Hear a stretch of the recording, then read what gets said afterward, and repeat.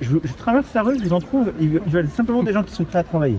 Bonjour Stéphanie, Bonjour Olivier. tu as rejoint notre liste et tu as une expérience assez riche, comme pour tous les candidats de notre liste. Est-ce que tu pourrais te présenter de façon un peu succincte? On me connaît un peu plus sur Montargis pour mon activité donc de conseillère en immobilier depuis quelques années maintenant. Cependant, j'ai eu un parcours professionnel antérieur où j'ai été pendant quasiment 19 années conseillère à l'emploi et conseillère en entreprise. Donc j'ai aidé des entreprises et des personnes en recherche d'emploi à les mettre en relation. Mais c'était dans quel cadre que tu travaillais? Je travaillais à France Travail. Voilà, donc je suis rentrée dans ce qu'on appelait l'ANPE, qui est devenu Pôle emploi, puis France Travail. Et alors, est-ce que tu as eu une expérience de la vie municipale aussi? Tout à fait. Donc j'ai eu un mandat d'élu donc de 6 ans sur une commune du 93 en Île-de-France. Ça m'a appris beaucoup de choses sur la vie participative, citoyenne et politique. Le domaine auquel tu t'es intéressé longtemps, c'était la question de l'emploi. Voilà. Tout à fait. Olivier, moi, je serais intéressée de savoir, puisque tu as quand même 2 mandats d'élu, ce qui s'est passé sur la question de l'emploi. Sur la question de l'emploi, je dois dire, on a surtout interpellé. Voilà, on a posé des questions dans 2 axes principaux. D'abord, la question de l'emploi local. On a pris un exemple qui était celui du colis de Noël. Le colis de Noël qui est offert par la mairie aux seniors concerne des produits qui ne sont pas des produits locaux. C'est fabriqué dans le sud-ouest et pourtant on pourrait très bien composer un colis de Noël avec des produits locaux, en utilisant pour la confection une association d'insertion ou un atelier, un ESAT par exemple. C'est pas simple à monter, mais c'est pas impossible non plus. Et puis, c'est pas le seul domaine où on peut s'intéresser à la production locale. On pense bien sûr aux cantines, mais aussi aux achats de la collectivité, ce qui est un sujet qui est pas simple aussi à mettre en œuvre, mais enfin, si on a la volonté, sur le long terme, on y arrive. Et puis, le deuxième axe, c'est ce qui concerne les parcours d'insertion. Donc, les entreprises ou les associations qui font de l'insertion, qui accompagnent des personnes dans un parcours d'insertion, ça, c'est quelque chose de très intéressant. Je pense, par exemple, mais c'est pas le seul, au chantier ICAR de FAP, qui se trouve à la déchetterie au Smertum, donc à Corquille-Roi. Lorsque je suis allé une fois à une réunion du maire au mois de novembre-décembre. Je lui ai posé la question des entreprises d'insertion parce qu'on a beaucoup de personnes qui étaient en situation de RSA ou au chômage sur le territoire. Et il nous a dit, mais si, nous avons... Je vais donner un exemple.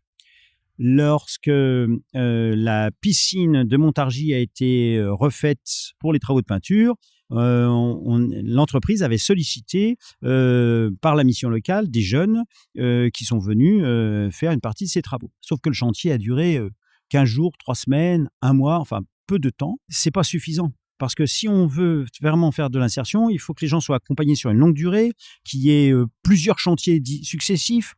Et la mission locale, c'est pas spécial. La mission locale est là pour ouvrir des portes aux jeunes, pour les accueillir et puis les aider à eux-mêmes ouvrir des portes, mais elle n'a pas les moyens de faire un accompagnement approfondi sur la durée.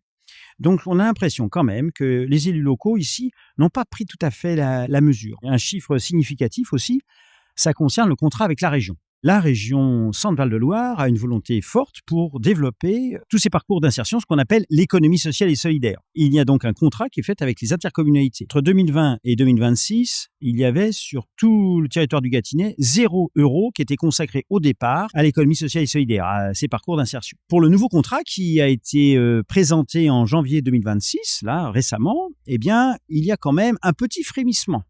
L'agglomération montargoise a prévu de consacrer 16 000 € à l'insertion. 16 000 € sur 4 millions, ça fait 0,4%. C'est faible, ridicule. Voilà. Alors, en attendant, les associations d'insertion, les entreprises d'insertion doivent bricoler pour pérenniser leur dispositif pour accompagner justement les personnes qui sont dans ces situations de transition, des situations difficiles. Donc, on espère que ça va changer, que tout collectivement et notamment au niveau de l'agglo, on va s'y mettre. Bon, alors pour parler de l'emploi, tu sais ce qu'on va faire maintenant, Stéphanie? Bah oui, bien sûr, Olivier, on va traverser la rue. Ah bon, alors on y va? On y va. Bonjour Jonathan. Bonjour. Merci de nous aider un petit peu à parler des questions d'emploi. Alors, vous êtes connu un peu nationalement et puis vous êtes de Montargis. Et puis, je voulais juste dire une petite chose, c'est que moi, j'étais enseignant à Bellegarde, au collège de Bellegarde, et j'ai rencontré des enseignantes qui vous avaient connu. Voilà. Alors, j'ai une petite pensée pour tous les enseignants qui aident les élèves de maternelle concrètement à traverser la rue et puis qui aident les élèves de collège à se présenter devant un patron pour rechercher un stage. Voilà.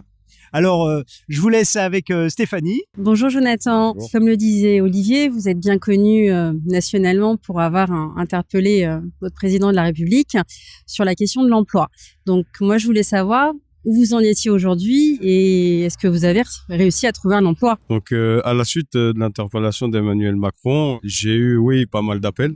Enfin, des appels. Normalement, j'aurais dû avoir la Fédération française des horticoles qui devait m'appeler, or ils ne l'ont pas fait. J'ai été contacté par une agence d'intérim Synergie à Montargis. Le directeur de l'agence, Julien Pruneau, je le remercie 1000 fois de m'avoir appelé et qu'il ait pu avoir confiance en moi. Il m'a trouvé un emploi en logistique, en préparateur de commandes. J'ai exercé cet emploi-là, puis après, je suis parti vers d'autres horizons. J'ai fait des saisons, une en Haute-Savoie à Voria et à la Folie Douce. Et après, je suis parti du côté de Saint-Malo à Saint-Calguildo, pareil en saison.